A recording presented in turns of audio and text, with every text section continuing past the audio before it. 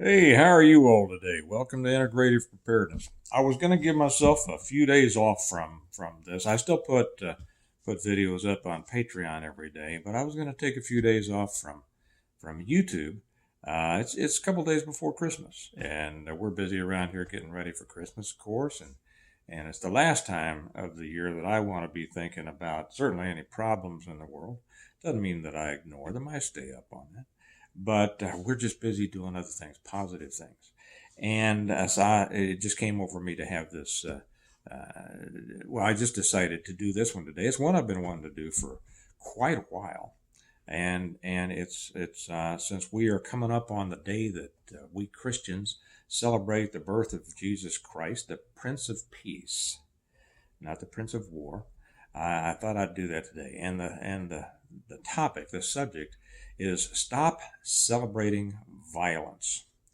Uh, I'm going to explain what I mean by that. I lived a life of violence for many years, so I'll start with that. So for anybody who's new to me and says, "Well, no, I'm well aware, I'm well versed in violence, and I want to share my feelings on it." And I tell you, one of my great concerns is this overemphasis that I see in the world today, especially in the prepper community, with violence, with guns and things like that.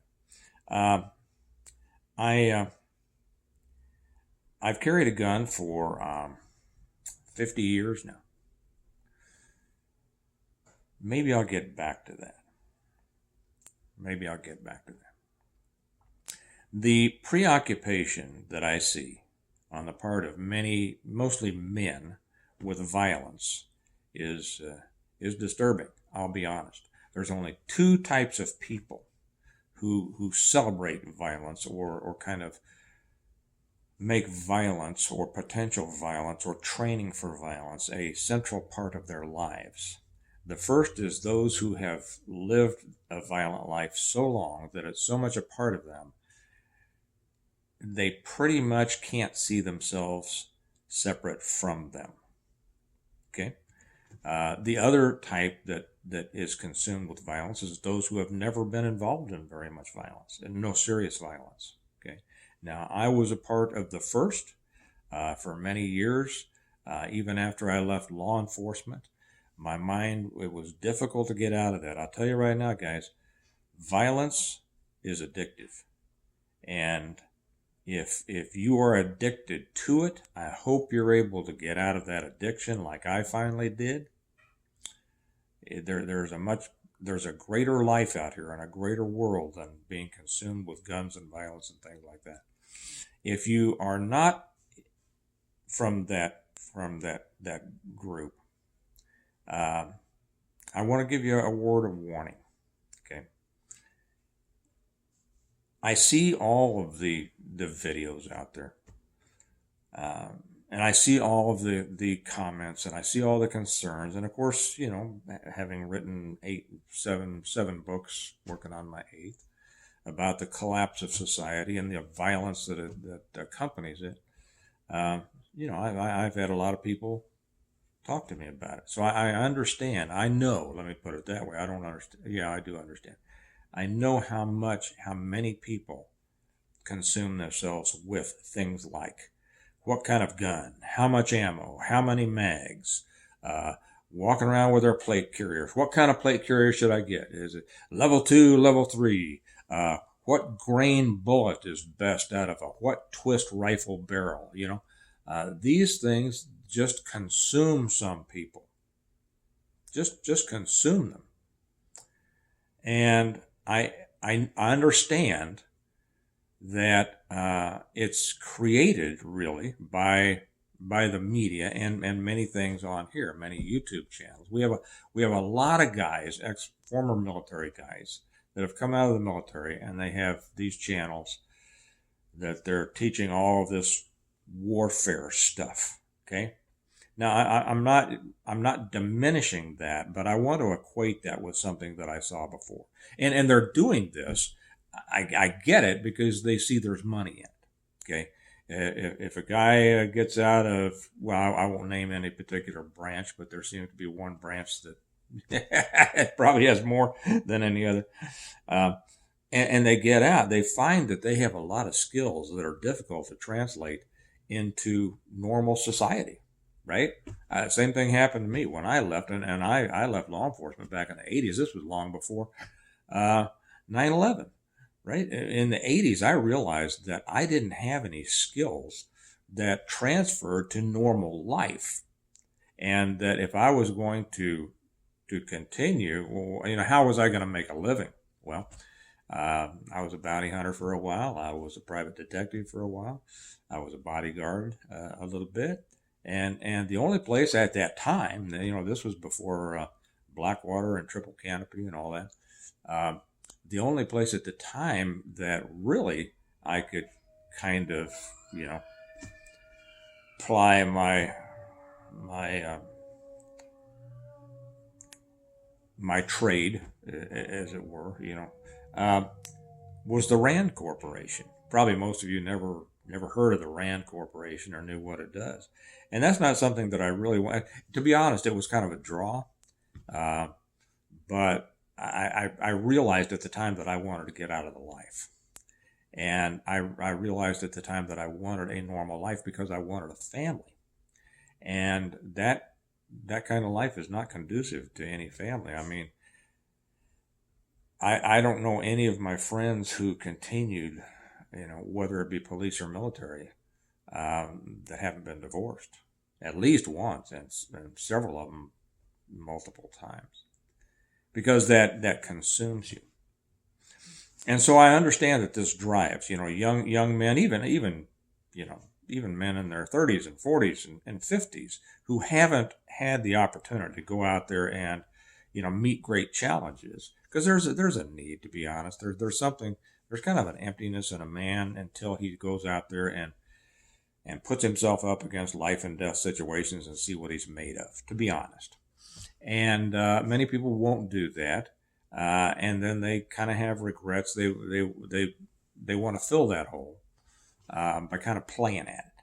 Okay, and so they watch these channels, and then they go to all these gun shows and gun training. They spend thousands of dollars to go on to all these firearms training classes to do what? To carve a half an inch off their draw.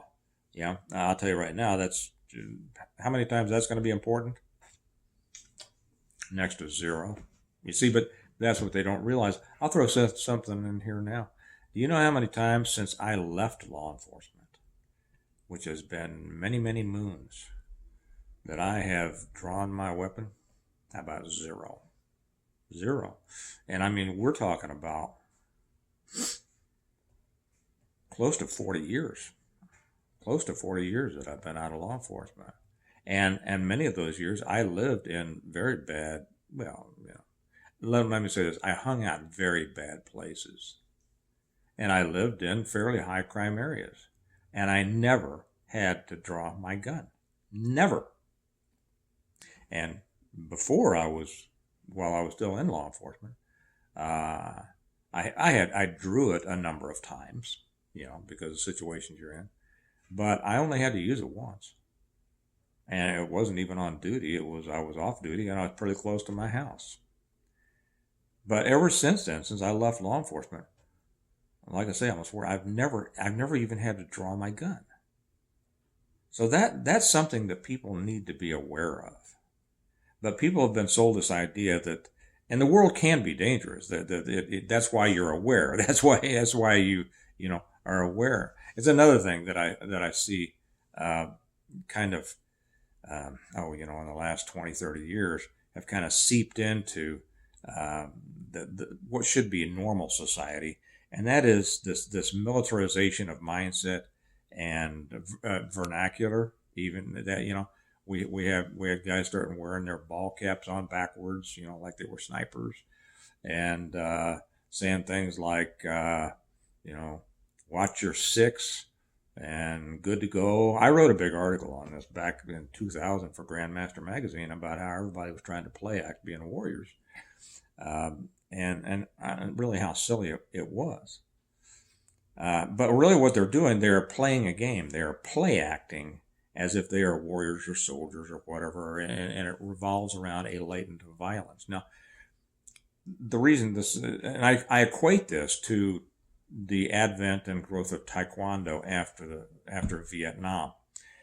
When Vietnam closed down after about 1975, a bunch of the guys came back, and they were looking for a way to make a living, right?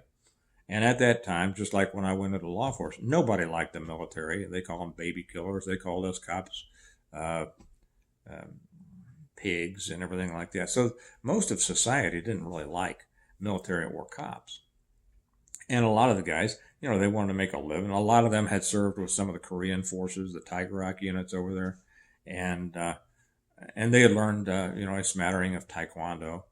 And because a lot of the Korean guys were, matter of fact, there were some units that there were requirements. But what people didn't realize is that Taekwondo wasn't really the martial training that they went through.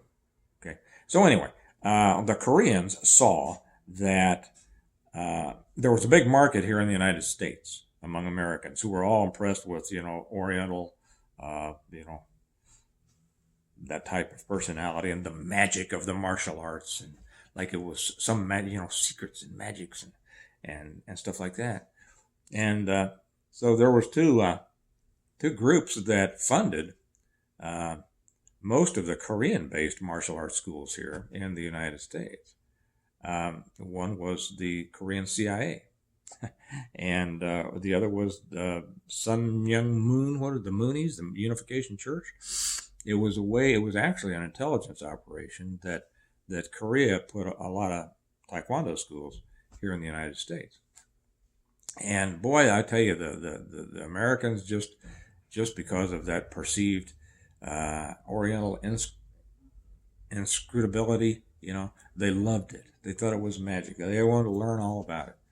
And then a lot of the guys who had served with that, they also joined and they got into and opened up Taekwondo schools themselves. Well, Taekwondo was billed as super karate. And those slick magazines like Black Belt, they promoted them and everything. It was going, oh, it's super karate. So, well, it was neither super nor karate. It wasn't really an effective martial arts system. It was a sport. Really, it was a sport. And that's what a lot of people don't realize. Now, there were some great fighters that came out of Taekwondo training, and a lot of them came out of June Reed down in Texas, and